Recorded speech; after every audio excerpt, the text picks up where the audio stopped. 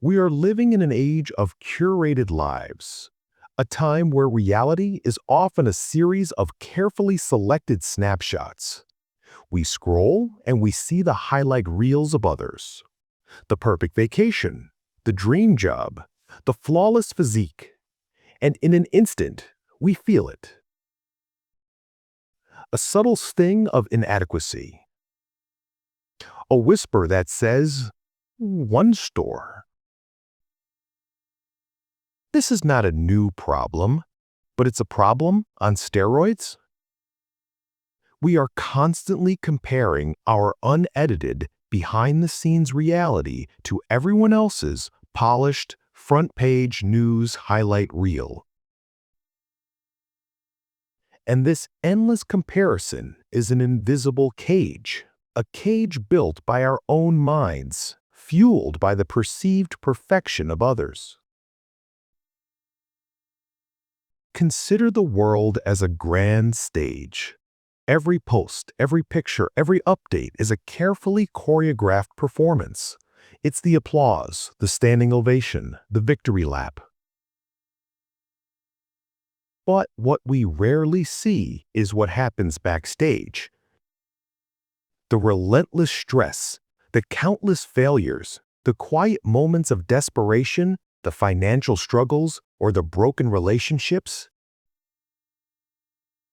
No one shares the photos of their messy apartments, the stacks of unpaid bills, or the anxiety attacks at 3 a.m. They present the facade of success, not the reality of the struggle. So, why do we hold our authentic, flawed lives up against this fake, flawless standard? Because it's a deeply ingrained human habit. We are wired to look at the tribe and assess our own standing within it. But today, the tribe is 7 billion people strong, and the signals are all distorted. The need for external validation is a bottomless pit. You can never get enough of it. The moment you base your self-worth on the opinions of others, you hand over the key to your happiness. You become a puppet, and the world holds the strings. The modern philosopher Alain de Botton speaks of this as status anxiety.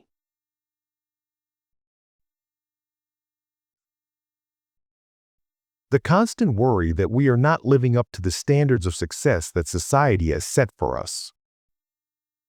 And social media has become the ultimate amplifier of this anxiety. Every like, every comment is a tiny hit of dopamine. But it's also a trap. It teaches you to seek your value from the outside instead of cultivating it from within.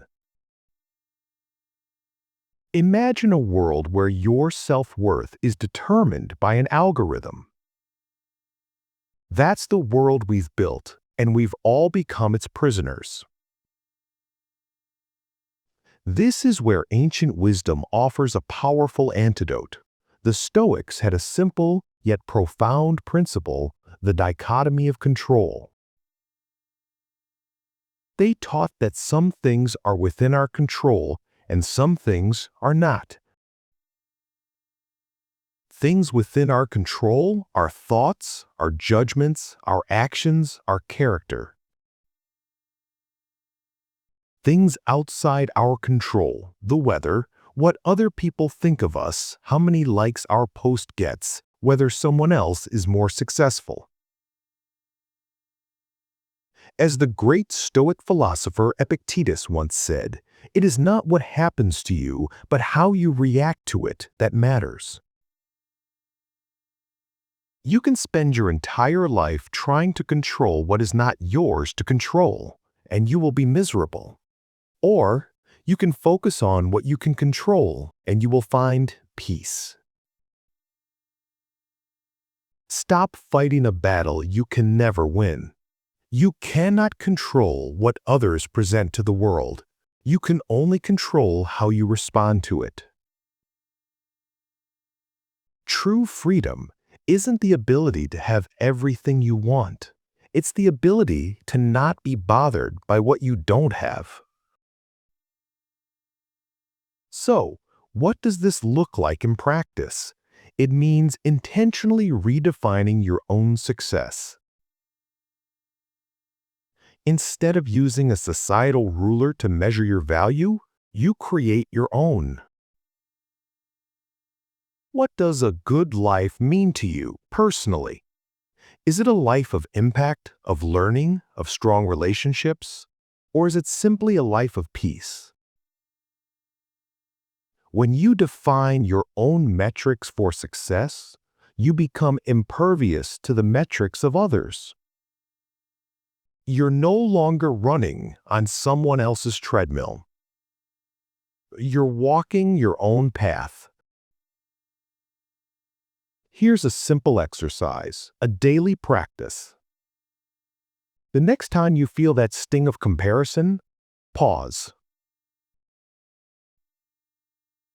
Take a deep breath and ask yourself, is this thought serving me?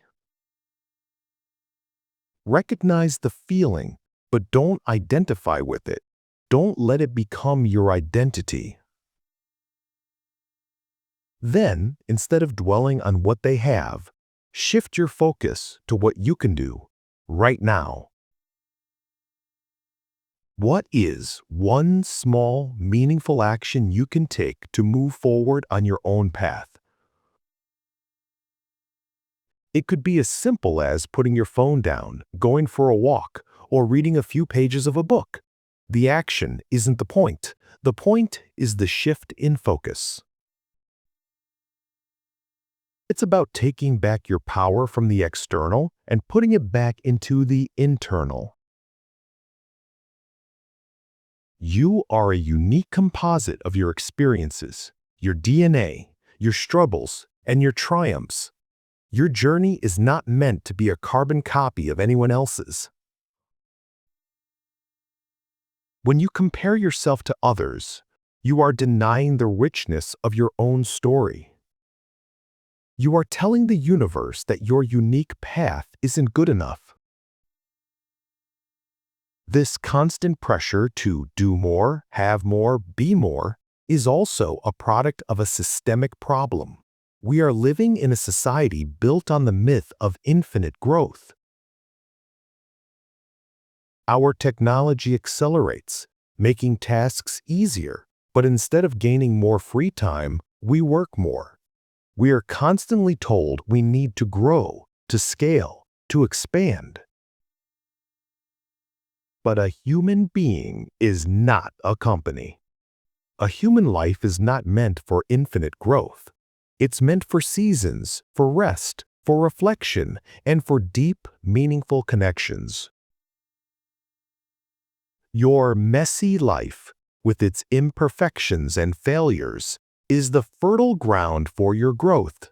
It's what makes you, you. So, stop looking sideways. Look forward, look inward, and keep walking your own path. Imagine a life where your happiness is not dependent on the achievements or possessions of others.